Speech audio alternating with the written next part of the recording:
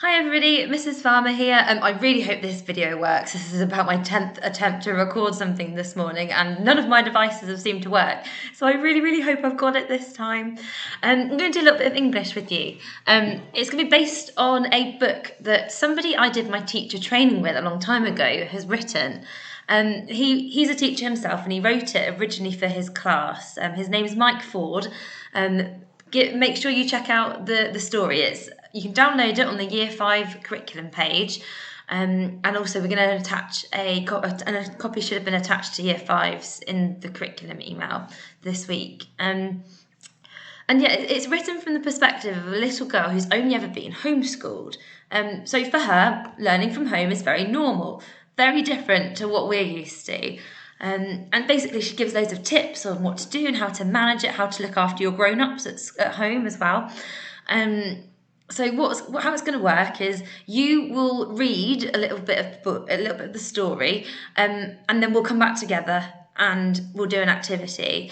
You can work through this video at your own pace. You might want to do this over a couple of days. You might want to get it all done in one morning. It's completely up to you. But we really look forward to seeing what you produce. So for the first part of the video, I'd like you to go away and read to the end of chapter 1.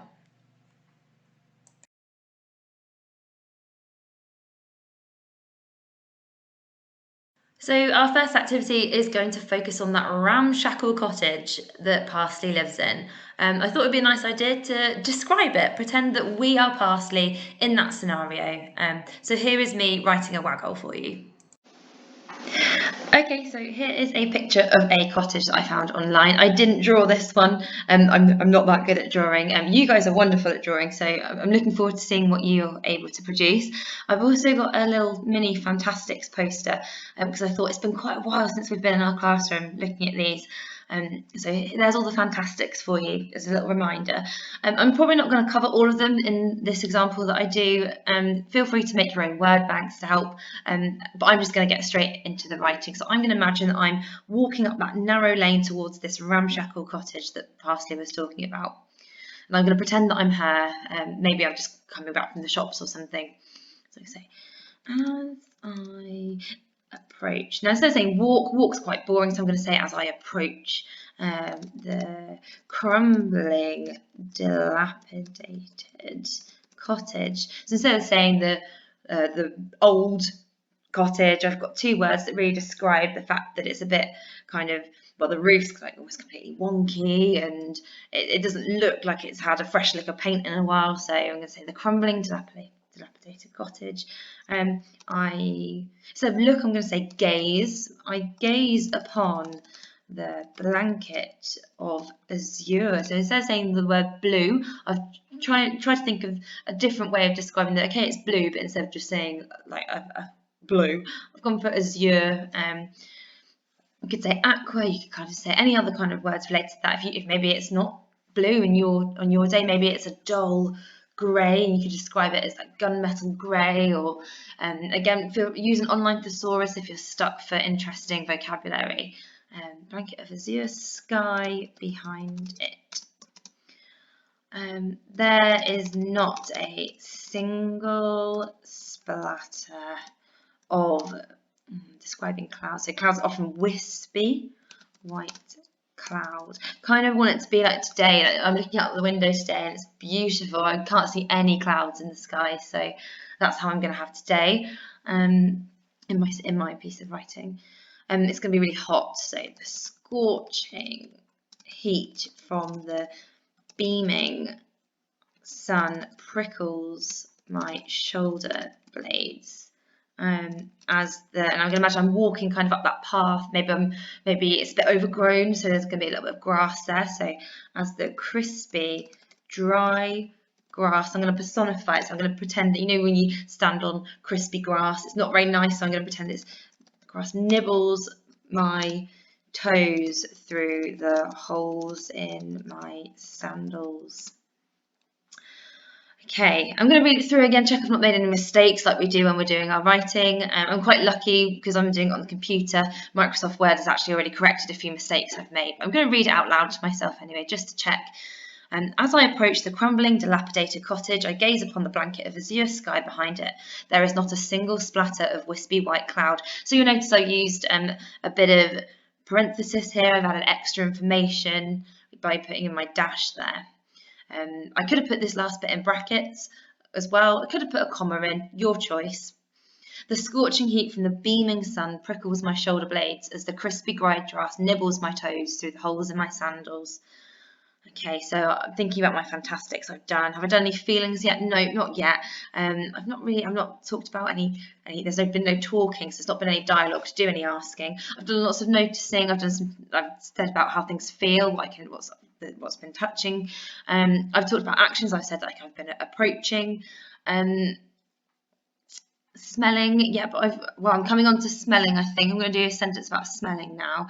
So I'm going to say, it's a hot day, so warm waves of the sweet, I'm going to imagine there's a nice garden here, so the sweet scent of roses. So I'm not going to say anything like stench, because stench is more of a negative word. So I'm going to say scent, because that's quite I imagine that being a lot more delicate, quite a pleasant smell. So warm waves of the sweet scent of roses drift through my nostrils. I'm going to put in a semicolon here, add a bit more extra information. I'm going to go to imagining. I'm going to do some pondering. I'm going to think about maybe I'm going to make these flowers kind of a bit more human, give them some human qualities. I wonder if they are in a boastful mood as I glance at the plain smelling ivy invading the crooked, cracked windows. So in my description, it's almost as if the roses, they smell wonderful, the ivy doesn't really smell, and the ivy's also in a bad mood because ivy notoriously grows up the walls and it kind of causes all kinds of problems to bricks. And also I've kind of not given the ivy much time because I'm only glancing at it, whereas I'm kind of thinking about the roses as like a much more in a positive way. And so I've kind of said, well, I wonder if the roses are boastful because they've got this lovely smell that they're emitting, whereas the ivy, well, it's too busy invading and it doesn't smell very nice. I've just kind of said it's plain smelling. I'm almost dismissing the ivy. So there you go. There's a little start for the kind of the things you could talk about. Now mine's not very funny. If you're going for a kind of comedy description, then yeah, I'm really looking forward to what you come up with.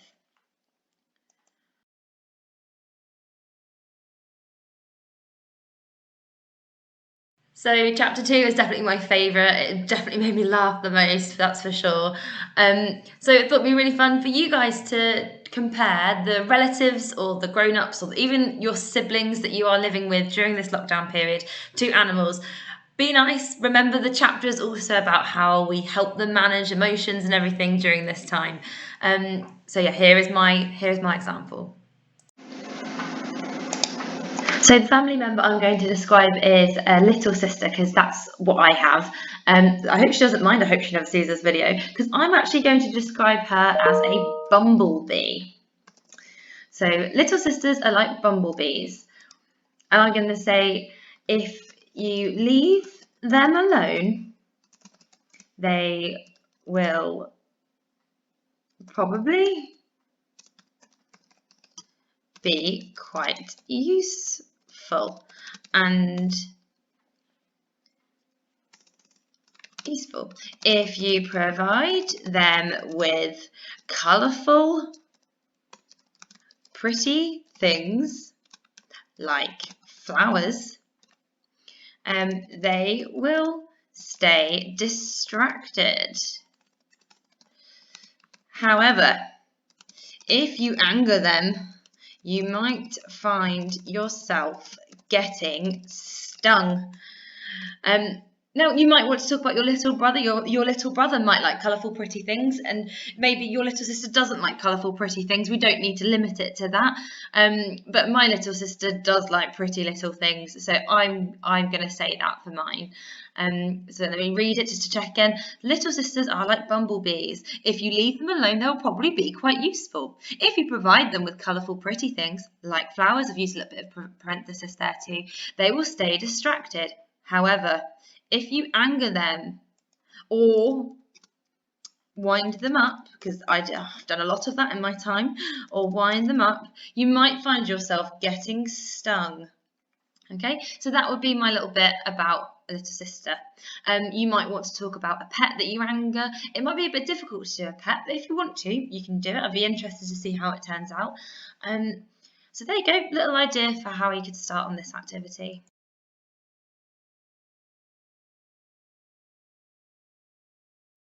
Chapter 3 is also definitely a chapter I can relate to. Having imaginary friends to blame the things that you do on comes in pretty handy. Definitely came in handy for me when I was little. I had quite a few imaginary friends.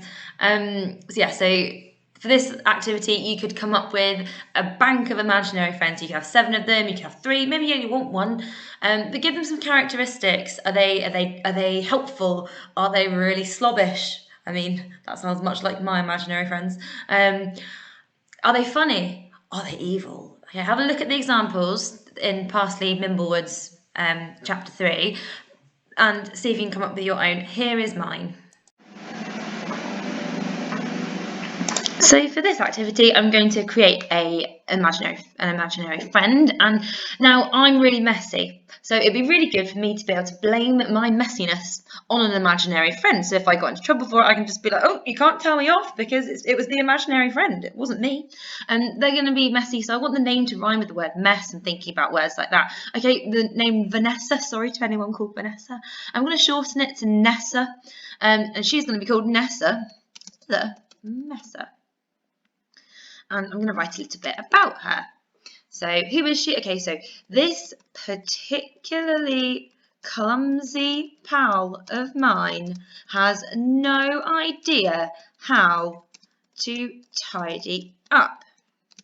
Now I'm going to think about the mess that she makes. So she generates mountains of food crumbs, heaps of dirty clothes, and stacks of so I want to say toys, so I'm going to say stacks of played with toys. Instead of played with, I don't like that. I'm going to say discarded.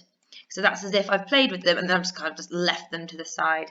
So heaps of dirty clothes and stacks of discarded toys. Unfortunately, I seem to always get the blame because Nessa is invisible. ... So there we go. Kind of leaving it on a bit of with a little bit of suspense at the end, just saying, well, I always get the blame, but actually, obviously, it is me, and I've just made up my character. But I think me and Nessa would get on quite well. We're both very messy. I look forward to seeing the characters that you come up with.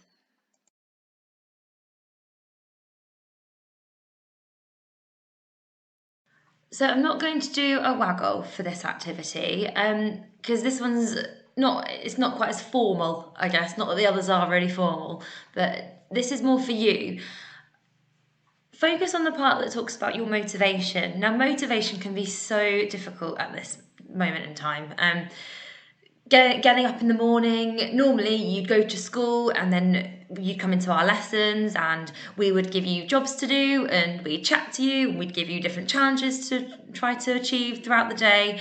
But at the moment, that might be slightly different for you and you might be struggling to get up and maybe do a little bit of work. And so for you, you need to now have a think, well, what is your motivation at the moment? Maybe it can be something that you come up with now. Maybe you've decided, actually, from today I want I really want to improve my handwriting before school starts again, or maybe at the end of lockdown, I want to really, really solidify my memory of the 2 times table, the 3 times table, maybe it's the 8 times table or the 12s, whichever level you're at, it doesn't matter. It's a little goal for you to work towards. So all you might want to do is write it down on a little piece of paper. You don't have to show anybody. You don't need to tell us. If you would like to write it down and make it into kind of a poster, maybe stick it up on your wall, have it as something you want to remind yourself of every day, then go for it. And if you want to share it, great. But if you don't, that's also okay. So yeah, just a little activity for that chapter. But yeah, no writing for your teachers needed for that bit.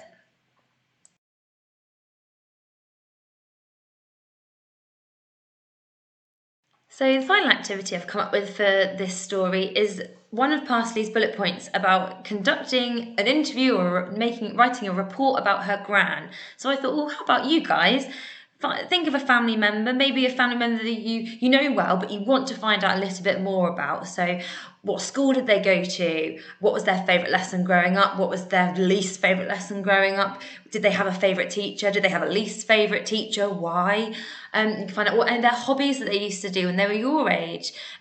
What was life like when it might have been completely different? What was their favourite TV programme? What was their favourite music to listen to? Those kind of questions. You might find out maybe TVs weren't there when this person was your age. Depends who you choose. Find out, and you can record it in the form of a report. You could do the little picture of them at the top and then write all the information underneath, kind of like when we've done biographies this year. I'm not going to do a waggle for this either because sadly I'm all on my own right now, so I've got no one to interview, and I want to get this video done for you. So give it a go, and we look forward to seeing what you come up with.